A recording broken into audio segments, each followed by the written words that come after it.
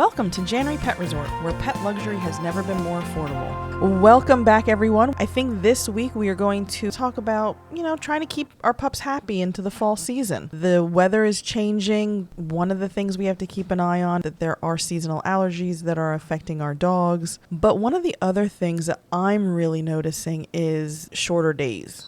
Obviously, we're going into the time where before too long, we're going to be changing our clocks. Let's remember our dogs thrive on light. They thrive on routine. And the change in times, the change in light can affect their energy. It can make them, some dogs it'll make more energetic. Some dogs it'll make less energetic. Some dogs are going to get pretty restless. And we have to go ahead and meet those needs when those changes start happening. And now that we have our routines kind of set up, as the daylight starts to disappear, we're going to have to start adjusting when we're taking our pups out. Remember, one of the most important things with dogs is their exercise and their exercise schedule. We might have to adjust the time we take our dogs out in the morning before school or before work because it's going to be dark later in the morning. So keep that in mind. Making sure if we do have to go out and the sun has not risen, or even if we're doing our evening walks, the sun is starting to go down, make sure that you have reflective clothing on, reflective gear. Make sure your dogs are wearing something that's reflective so that those passing motorists can see that you're a person walking with a dog. Unfortunately, in today's day, we need to be conscientious of where we're walking and our surroundings.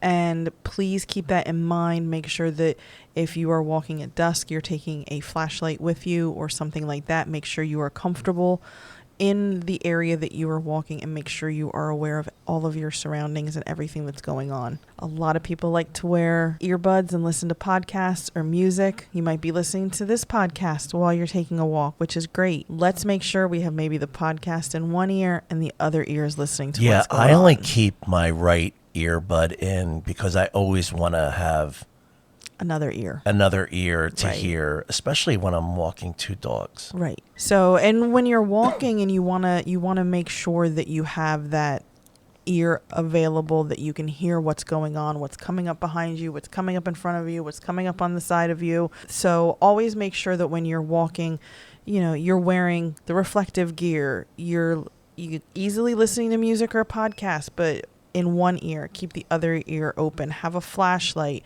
make sure that you're very, very conscientious of your surroundings and someone knows where you are. Hey, I'm going for my walk. I'll be back in 45 minutes. So that's why I love my iPhone. I know where my daughter is at all times. I also know where my mother is at all times. And just to keep her off my back, she also knows where I am at all times, yet she still calls me. Right, where are you? I'm like, Mom, I gave you my location. So she's like, I know, but I just wanted to see if you were okay. Exactly. She'll never change. That's what mother's jobs That's what mother's jobs do. Exactly. There is no change in that routine. Not at all. No. And that's why we love our mothers. That's right. I love you, Mom. So the other thing is we do have indoor alternatives. Remember, we talked about it a little bit in the last podcast when it came to puzzle feeders, that kind of thing. You can give your dogs the puzzle feeders so that they can play with that. You can do scent games with them. You can even make it a training session. That one-on-one work with your dog, that brain work.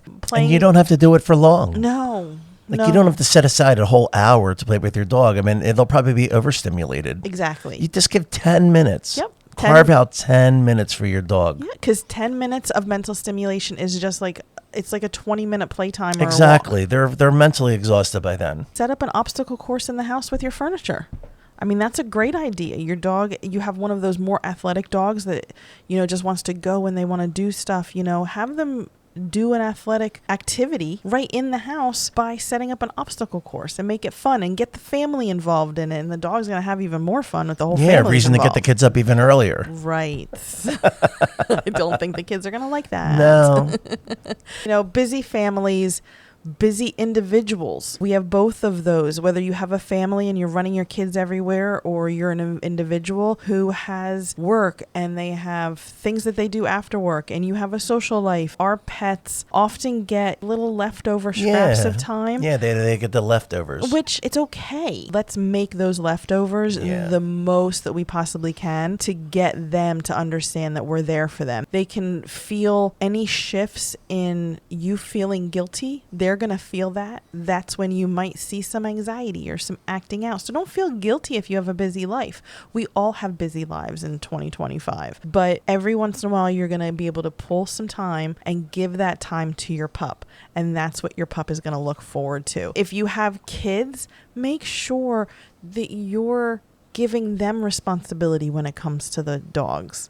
Make sure that they're helping when it comes to going out and scooping the backyard. You don't need to do it. That's what you have kids for, you know? Yeah, that was my job when I was a kid. Right, scooping the yard. I know. You know, have the kids set up the dog's breakfast the night before. If you're putting their lunch together, go ahead and have them set up the dog's food. Make it start to be another responsibility that they have. It's an easy meal prep. Super easy, yeah. Remember that with the time change, we want to take those routines that we've set up now that we know all about, and we're still working in them. We should be getting pretty close to having that routine set. We might have to start adjusting them as the winter starts to move in upon us. Yeah, and then you don't want to go out at all. Right. But just think, by then you could have a couple Great puzzle routines. Feeders. Yes. You could have indoor stimulation going on. Yeah. Let's start realizing that our routines might have to change a little bit for this coming time of year when the clocks change and we have so little light time that I most really of thought us... they were going to do away with that. I know that I'm not alone when they change the clocks. I don't know one person that likes it. So do you know what daylight savings time, you know how everybody blames the farmer? It wasn't the farmer. Daylight savings time was originally created really, really early in the 1900s. And that was so that people could use fewer candles and lamps. But it became official during World War I and World War II. And that was because it saved on fuel and energy. And it kind of stuck around because people liked having longer evenings to go shopping. So you're telling me the truth is that they fall back so that they could conserve energy. Originally. And then it turned into a wartime thing. Which was, again, conserving energy. Then it was retail, and now it's just a headache. And now the thing is it has been proven that it doesn't make people spend more money. In fact, it actually messes with our bodies and can cause more heart attacks. It can cause more strokes. Accidents increase more after the switch. So really, when you look at it, it started as a wartime trick, you know, quote unquote, but now really and truly for most people, it's just a headache and nobody likes it. It's definitely a headache. You know? I never liked it. I still don't like it. And you know what? As it comes closer and closer, I almost get a little anxiety over it, especially the first couple days. Well, you're adjusting to it like jet lag. Well, what about, okay, we normally feed our dogs at 4 and 4, okay? Now the clocks fall back. Now we're feeding our dogs technically at 4, but we're actually feeding them at 3. So now we're feeding them earlier. They have to get on this new schedule. They're asking us. And then in the spring, we have to go ahead. So now we're waiting until what now they see as technically 5 o'clock when they're used to being fed at 4 o'clock. And now they're going even longer. So now that's messing with their schedules. And to even put more onto this was created before we even brought dogs into our house. So they're not even considering how this affects people in today's world. Right. How it worked for society way 125 years ago. Exactly. Yeah. They got to get rid of it. And if you guys... Write your local congressman. If anyone wants to look this up, if you're all like, well, I always heard that it was the farmers, look it up. The information is out there. Yeah, Google it. It's a quick Google search. It'll let you know like exactly what it is. It'll tell you the truth. Yeah. Since I just found out about 10 minutes ago. Right. I don't want people getting the wrong idea that I'm some brainiac. So you said feed your dogs at 4 and 4. So it's like, so do you continue to feed your dogs at 4 and 4 because they don't know any better?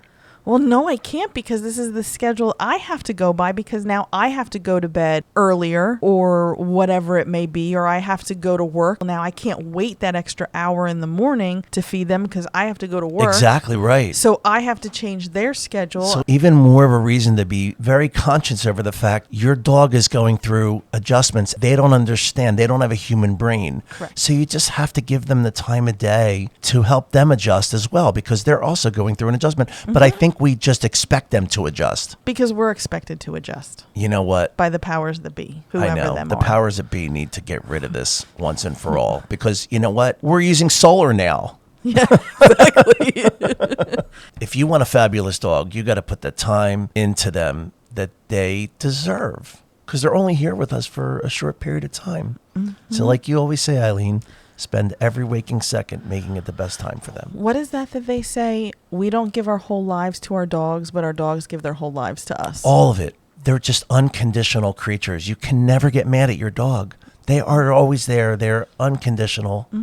And that's why I love mine so much. Exactly. And I always give them that time they need. So now that we're all going to go ahead and go give our dogs big hugs. Yeah, and if give you them feel kisses. guilty, good. Go give your dog the time they need. Let's go all give our dogs big hugs and kisses and love on them a little bit more right now. Thank you so much for joining us, everybody. We appreciate you greatly.